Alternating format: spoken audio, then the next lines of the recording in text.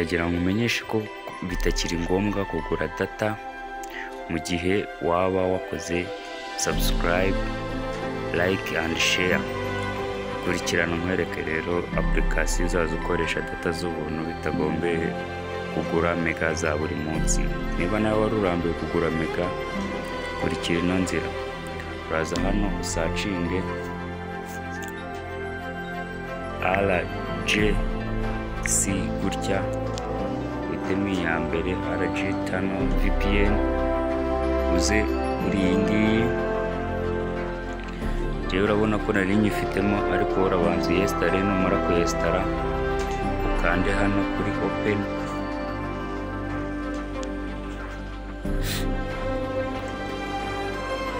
Numara ku open utegereze.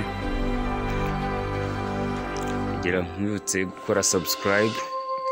Hano turahitamo hano kuri leta,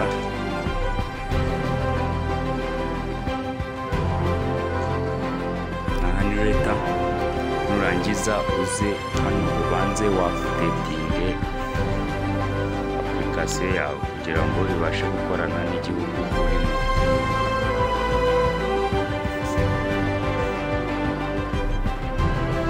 Hano wafudetinge kandi kuri update,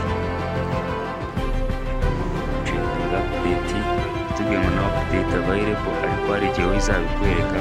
Uze hano wemeze kuri DNS server. Nurangiza uze hano kuri aka ka mbere wemezemo, uze ushakishemo idarapo ry'u Rwanda, idarapo ry'u Rwanda.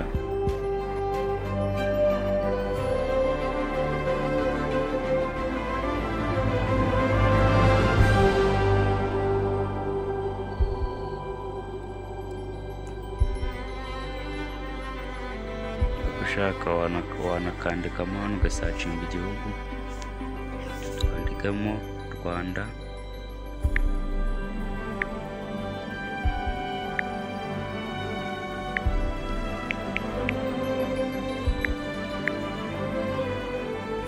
Urabona ko cyaje.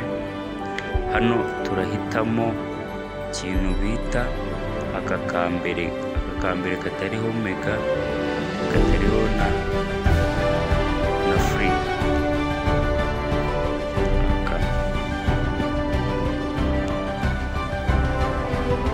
Numara kugahitamo,